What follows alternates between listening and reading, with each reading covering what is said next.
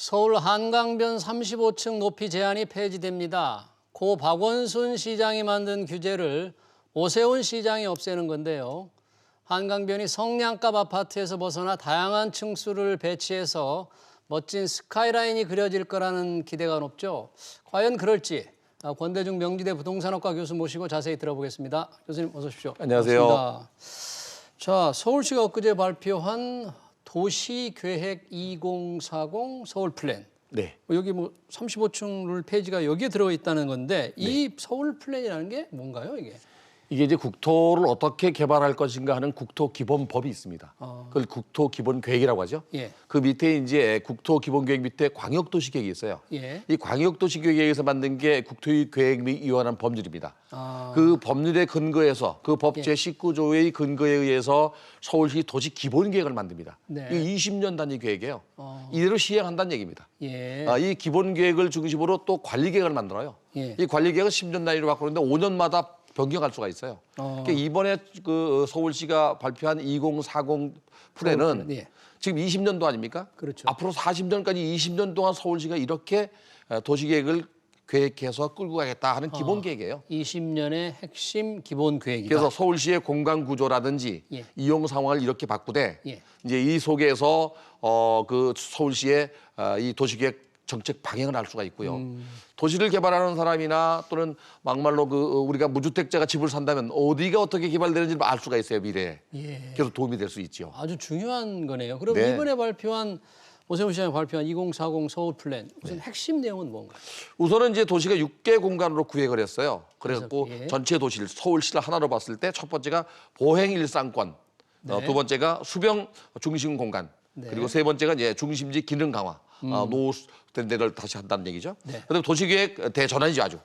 이게 이제 서울시가 지금 현재 주장하고 있는 네. 비욘드 조닝이라는 게 있습니다. 이걸 도입하게 되고, 예. 그다음에 이제 지상의 지하철을 지하화한다는 거. 지하로. 그다음에 이건 뭐 대소소불로 내놨던 거죠. 그다음에 미래 교통 인프라를 구축하겠다는 거. 이 네 가지를 중심으로 해서 네. 세 개 권역으로 나누어서 개발합니다. 네. 우선 도심지권, 그다음에 이제 여의도권, 예. 그다음에 이제 강남권 이렇게 해서 세 군데를 개발하는데 예. 개발의 특성은 전부 다 다릅니다. 아, 그래요. 굉장히 중요한 서울 도시 기본 계획이 6대 공간 계획이군요. 네. 그러면 언론에 계속 보도되고 있는 서울 한강변 35층 고도 제한 네. 폐지. 네. 이건 어떻게 언제 이게 사실은 박원순 시장 당시에요. 네. 2013년도에 주거 지역의 높이가 49층까지 지을 수 있었어요. 아, 이거를 한강 스카이라인을 정하면서 예. 서울을 35층으로 제한했습니다. 35층으로. 특히 이제 지금 안께서 말씀하신 대로 한강 수변 지역은 예. 15층 이상 못 짓게 했어요. 아, 바로 강력해요. 네, 바로 네. 수변지역. 이게 이제 한강 중심선으로 그 관광배가 지나간다면 멀리 보이는 산이라든지 이런 것들이 가려지지 않도록 하기 위해서 만들어놨던 스카이라인인데 예. 이번에 이제 서울시가 이거를 이제 없앴어요. 없애면서 35층까지 늘린다는 그 이상을 짓게 하는 거는 예. 어떻게 보면은 한강 수변 지역이 15층에서 네. 30층 이상 되는 게 가장 혜택을 받는 거 아닌가. 네. 다른 지역은 지금도 30층까지는 35층까지 짓거든요. 네. 그래서 한강 수변 지역, 한강 변 지역의 스카이라인이 완화된다면 가장 수혜를 보는 지역이 뭐 이촌동이라든지 네. 또 압구정동이라든지 예. 또는 성수 전략지구라든지 예. 또는 잠실이라든지 한강변에 있는 아파트들이 가장 수혜를 볼 가능성이 높습니다. 그런 곳에 35층 이상으로 지을 수 있다 그런 얘기예요? 네. 그러니까 35층 이상이니까 예. 마지막 층수까지는 제한을 안 해놨기 때문에 뭐 60층 질 수도 있고요. 50층 질 수도 있습니다. 예. 단지 이제 문제는 용적률은 늘어나지 않습니다. 용적률을 그대로 한다. 네. 용적률이라는 건 이제 건물 바닥 면적에서 건물 전체의 연면적을 하는 거잖아요. 시청자분들이 알기 쉽게 하려면요. 예, 예. 지상 면적의 합계입니다. 지상 면적의 합계. 네, 예를 들어 대지가 100평인데 용적률 200%다. 예. 그럼 지상으로 200평 질 수 있는 겁니다. 어, 그러니까 바닥 면적을 50평으로 하면 4층까지 올라가겠죠. 그러네요. 네. 그러니까 10층까지 올라가려면 바닥 면적이 점점 줄어들어서 높이만 올라가게 되죠.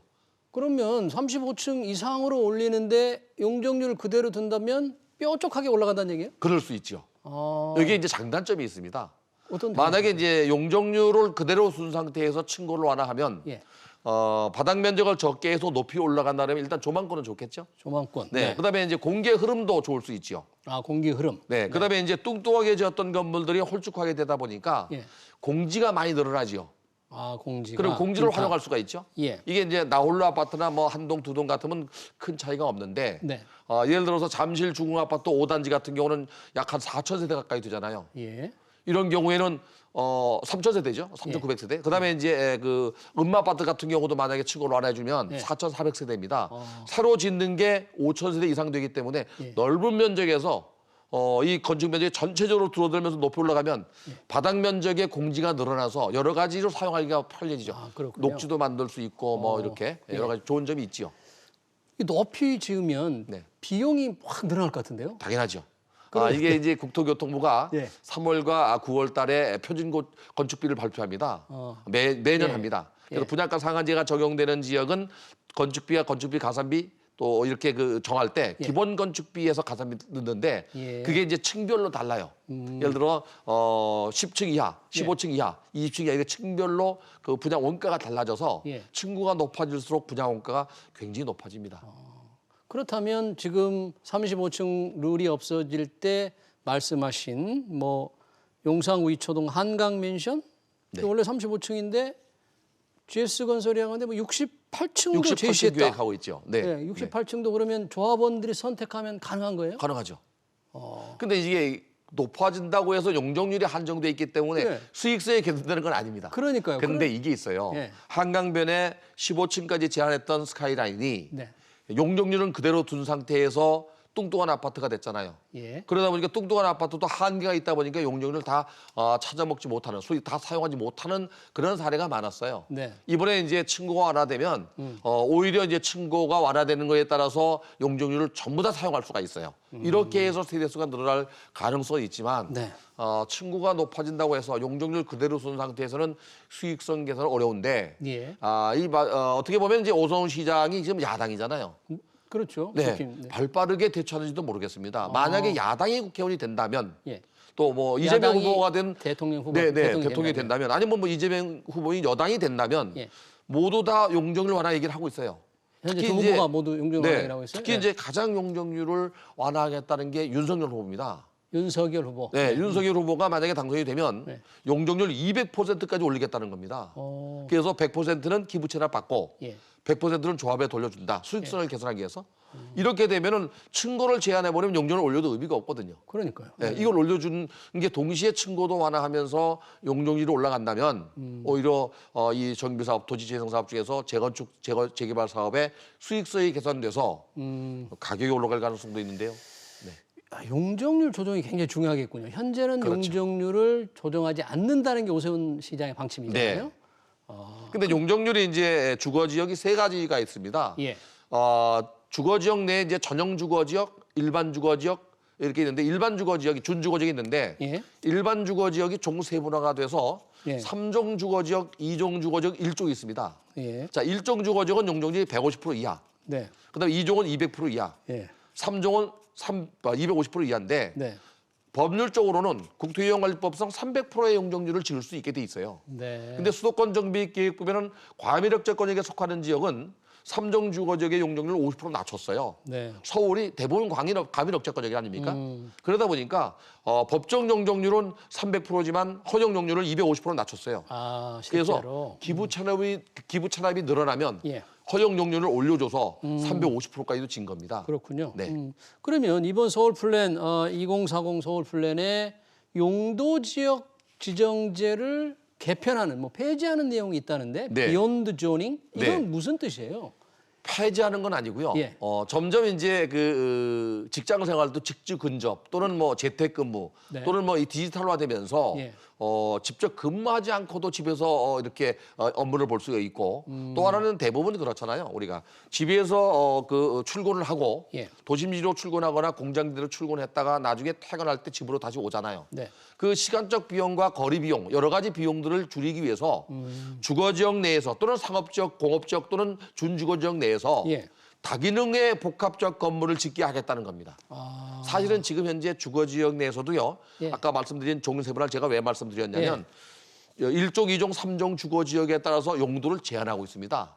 이건 도시의 난개발이나 무분별한 개발을 방지하기 위해서 해놓은 거거든요. 예. 여기에 복합 건물을 지어서 네. 그 건물에서 근무도 하고 집도 있고 살기도 쇼핑몰도 하고. 있고 예. 이렇게 복합 건물로 짓는 것. 이 그 소위 말하는 용도 지역을 거의 파괴하다시피 복합 건물로 짓는 걸 우리가 비욘드 조닝이라고 합니다. 아, 그래요? 그런데 앞으로 서울시가 이걸 도입하겠다는 얘기입니다. 비욘드 조닝을 도입해서 직주 근접이라는 의미도 있을 테고 살면서 일하면서 동시에 좀 할 수 있게. 이게 장점은 그렇지인데 단점도 있을 수 있습니다. 무슨 단점이 있나요? 이게 이제 난개발이 돼버리면 규모에 따라서 규모의 경제가 너무 작은 거에 주상복합과 이 쇼핑몰이나 또는 그 뭐랄까 그 업무시설이 들어가면 규모의 경제에서 이게 그 술람화될 수도 있어요. 예. 큰 거를 살고 작은 건 죽을 수도 있거든요. 이게 계획적 체계적으로 추진하지 않으면 오히려 이게 우죽순식으로 건물이 올라가서 그럴 우려가 나중에 있다, 그럴 그렇죠? 우려가 있습니다. 그럼 네. 비욘드 그리고 조닝이 도입될 경우 혹시 뭐 확실한 개편이 예견되는 지역 이런 데가 좀 얘기가 됩니까? 지금 당장 교통 편리한 지역으로 갈 겁니다. 왜 그러면 네. 그렇게 짓게 되면 가장 큰 문제가 교통 문제거든요. 네. 그다음에 이제 교육 문제, 환경 문제인데 교통이 편리한 지역에 이걸 도입할 가능성이 있는 지역이 바로 창동이라든지, 창동. 네. 그다음에 뭐 잠실이라든지, 잠실. 네. 이렇게 이제 교통의 요지가 아마 이런 것들이 들어올 가능성이 있습니다. 예.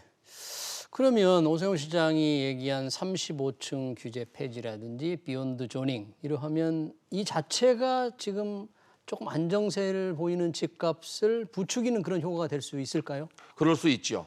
우선은 그 개발을 하게 되면 무조건 이익이 있다고 보잖아요. 예. 근데 이 주변 지역이 그 개발되게 되면 그 주변 지역 집값이 올라갈 수 있어요. 지금은 뭐 주거지인데 거기에 업무용이나 상업용이 들어오게 되면 네. 사람들이 많이 올 거 아닙니까? 유동 인구가 늘어난다는 얘기는 장사가 잘 될 수 있다는 얘기고요. 예. 장사가 잘 된다는 얘기는 집값이 올라갈 수밖에 없다는 얘기거든요. 그러면서 집가가 높은 지역, 또 교통이 편리한 지역 중심으로 개발할 겁니다, 아마. 그러면 그 주변 지역은 오히려 집값 상승이 있을 수 있습니다. 네, 그렇군요. 일각에서는 35층 규제 완화, 폐지를 해도 재건축 초과이익 환수제 때문에 제대로 재건축이 잘 안 될 거다. 이렇게 또 얘기하는 분들도 있어요. 사실은 지금 그거 층고 완화는 굉장히 긍정적으로 볼 수 있는데요, 시장에서. 예. 이거로 인해서 주택 가격이 오르가지 않을 거라고 하는 게 이제 세 가지가 있습니다. 첫째, 안전진단을 통과해야 되잖아요. 안전진단이 안전진단. 강화돼 있습니다. 안전진단. 네. 여당이 만약에 대통령 당선이 되면은 예. 안전진단을 완화할 가능성은 없고요. 없고요. 네. 윤석열 후보인 야당이 만약에 되면 30년 넘는 거는 안전진단을 없애겠다 그랬거든요. 그러니까 이렇게 되면 이제 활성화될 수 있고요. 네. 두 번째는 이제 민간 택지 분양가 상한제입니다. 택지 분양가 공공 택지는 상한제. 하고 있는데 예. 민간 택지도 분양가 상한제를 적용하게 되면 예. 일단 가격을 제한하잖아요. 그렇죠. 그럼 수익성이 줄어들게 되거든요. 이게 이제 걸림돌이 되고 예. 마지막 한 가지는 이제 재건축 초과이익 환수제입니다. 그러니까요. 이 재건축 초과이익 환수제는 예. 이미 합헌돼 있어요. 2019년도죠. 예. 합헌됐기 때문에 정부가 만약에 야당이 되면은 네. 유보해서 밀어놓을 수 있지만 없앨 수는 없거든요. 없앨 수는 그런데 없다. 여당이 되면 오히려 더 강화할 가능성이 높아요. 그래요? 네, 토지공개념도 도입한다고 하고 뭐 여러 가지 국토 기본세도 도입한다고 하기 때문에 세금을 걷는 걸 깎지는 않을 것 같습니다. 네. 이 세 가지가 바로 걸림돌이기 때문에 이 층고 완화 하나만으로 부동산 가격이 오르거나 또 재건축 시장이 활성화되지는 않을 거라고 보여집니다. 그렇군요. 마지막으로 지금 이제 내일 누군가가 될 텐데 이재명 윤석열 후보의 대선 공약 우리 교수님 많이 분석을 하셨는데 이 공급 있잖아요. 네. 뭐 311만 원, 250만 원. 250만 원. 네. 계속 이게 좀 황당하다 이런 지적이 있는데 현실 가능성 이거 어떻게 봐야 돼요? 저는 이제 두 가지 측면에서 네. 볼 수 있습니다. 지금 현재 여당인 이재명 후보가 당선이 된다면 네. 311만 호 공급은 조금 불가능하지 않겠나. 불가능하다. 거기서 가장 중요한 주안점이 바로 예. 311만 호 중에서 100만 가구가 기본주택입니다. 기본주택. 이 기본주택이 임대주택입니다. 이 100만 가구의 주택 공급량은 89년, 90년도에 입주를 시작했던 1기 신도시, 예. 분당과 일산, 평촌, 중동 3번 5개 신도시가 예. 29만 2천 가구입니다. 이거의 세 배를 얻다가 임대주택을 질 것인가? 그럼 바로 답은 나오죠. 예. 그런데 윤석열 후보가 말한 250만 호, 예. 또 이재명 후보가 100만 가구를 뺀 나머지 주택, 네. 이거는 실현 가능성이 어느 정도 있어요. 그래요? 왜 그런가 하면 문재인 정부가 2018년도 8.27 대책서부터 주택 공급을 늘리겠다고 이해찬 대표가 얘기했거든요. 예. 그 이후에 김현미 장관이 재임 시절에 공급하겠다고 하는 정비 사업이나 역세권 개발 여러 가지를 따지면 127만 가구예요. 네. 진행되고 있습니다, 지금. 현재요? 네. 그리고 변창흠 장관이 짧게 근무했지만 주택 공급을 주장했던 것이 83만 6천 호입니다. 예. 이 두 개를 합치면 110만 가구 210만 가구 넘죠. 그러네요. 예. 이 210만 가구 토대 위에 윤석열 후보는 40만 가구 더 늘리겠다고 한 더 거고, 늘리면, 네 그리고 이재명 후보는 100만 가구 늘리겠다고 한 겁니다. 그러면 이번 정부의 주택 정책을 그대로 이어받고 수정 보완한다면 네. 어느 정도는 실천하지 않겠나? 저는 그래 보여집니다. 네. 이게 5년 동안이기 때문에 입주 물량이 아니고요. 네. 입주 물량 플러스 공급 기반이기 공급 때문에 가능성이 있다고 보여집니다. 기본주택 이재명 후보의 기본주택 임대주택 100만 원은 조금 현실적으로 좀 어려울 너무 것 많죠, 같지만 한 번에. 네. 민간 매년 임대주- 50만 원 과고시니까. 네, 윤석열 후보의 250만 원은 지금 문재인 정부 공급주택 플러스니까 가능성이 있다. 이제 문제는 이제 안철수 후보하고 윤석열 후보가 이제 예. 공동 정부를 가기로 했기 때문에 네. 아마도 야당이 당선이 되면 공약 추진단이라든지 정책 추진단을 아마 만들어서 재수정을 하지 않겠나는 생각이 들어요. 네, 잘 알겠습니다. 서울 아파트 한강변 아파트 35층 층고 제한과 대선 후보 부동산 공약 잘 살펴봤습니다. 지금까지 권대중 명지대 부동산학과 교수였습니다. 교수님 고맙습니다. 맞습니다. 네.